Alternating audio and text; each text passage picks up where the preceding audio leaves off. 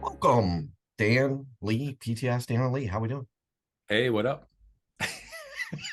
All right. Lee, you got anything like Oh, that? I'll tell you what's up. We're about to talk about what's up, and then what came right back down. Right. Right back down. All right. So we're going to talk about SpaceX recent launch on the pathway to get back to the moon. It was great for the first, I think, 4 minutes, maybe, and then it blew up. We think, I remember as a kid in 1986 when Challenger blew up, I was walking into my geometry class and my geometry teacher said that Challenger just blew up. And so we walked in and there's the TV on the push thing and but it got me thinking about innovation, and it got me thinking about some of the ultimate aspects of innovation are playing out there, meaning life and death can be at play, all that kind of stuff. And as a somebody who's fascinated by NASA and science fiction and some of those kinds of things, I look at that and I think about the explosion. They were focused on, got off the pad, the initial 2-3 minutes, they called it a successful failure. I don't know if that's spin or reality, but that's what they were calling it. I'm sure they learned a lot, but it got me thinking more about how we innovate. And when you innovate, you should also often think that, I don't know, 4 out of 5 times you're going to fail, or whatever the ratios are, and embrace the failure, fail forward, fail often, and keep innovating. And it got me thinking about the folks that we work with and how maybe we can help in a conversation around innovation, marketing and sales side. So why don't we start on the marketing side? Lee, why don't you kick us off on your thoughts relative to SpaceX and some of the things Sure. that are closer to who we are? Well, I have to say, I mean, I don't think very many people who will be watching this will have a failure that is on the public spectacle level of a SpaceX rocket. Yes. So, Yes. so number one, like take a deep breath. Your failures will not be quite that spectacular. Um, That said, exactly what you said, John. They prepared for this and understood it. And what I found really interesting about how they kind of marketed it and spun it and talked about it after the fact was they had a laundry list of things that they actually accomplished. They had, checkpoints of things that will be different and easier for the next time. They had things that I think had to be cleared through the FAA that they were able to have proven this time. And I mean, they understood what the successful pieces of this were. Sure. And I think that was very, very smart. For those of us who can be cynical and are sitting on the ground watching a, you know, very expensive rocket explode, it can be very easy to look at that and say, "Oh Lord, what a mess."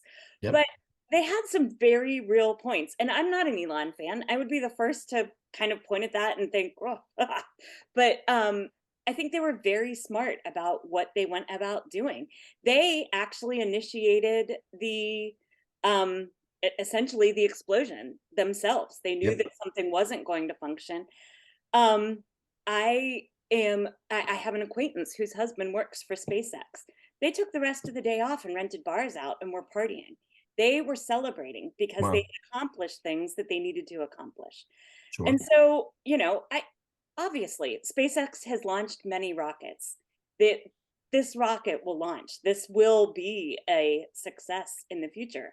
It just was a stepping stone on their way. And I think we all need to look at those things, and we need to take into account how, if we fail on something, what did we learn and how can we present it in a way that puts our best foot forward and shows us innovating. Yeah, um don't get caught up in that failure outcome, that ultimate piece. There's a lot of things that help you to get to the next stage where that's not going to happen. Absolutely. And 9 times out of 10 your competitors aren't even going to be innovating. Yes. You're one Yeah. step ahead of them because you're trying something different. Yep. Dan, take it to the selling side, and why do so many salespeople struggle to innovate, struggle with failure? I know it sounds a little odd, but that's a natural one to struggle with. I get it. But where that element of selling and change and innovation while keeping certain things simple and staying true to who you are, why is that such a struggle in the sales world? Well, let's start with salespeople just struggle with everything. I mean, we all do. But sales is not easy. It's Yeah. just really hard. Let me share something that really helped me. I've shared it with my clients. Hopefully, it helps those who listen. When I first started my Sandler careers, selling and training and all that kind of stuff way back in 2003, I had a whiteboard up in my office. And every time I lost a sale, I would write on that whiteboard what it was and why did I lose it? And patterns start to emerge. Sure. And things, and then how much did it cost me to lose that? And it starts to wear on you when you start looking at that board and you go, holy cow, I've lost $200,000 in income because of this stupid mistake.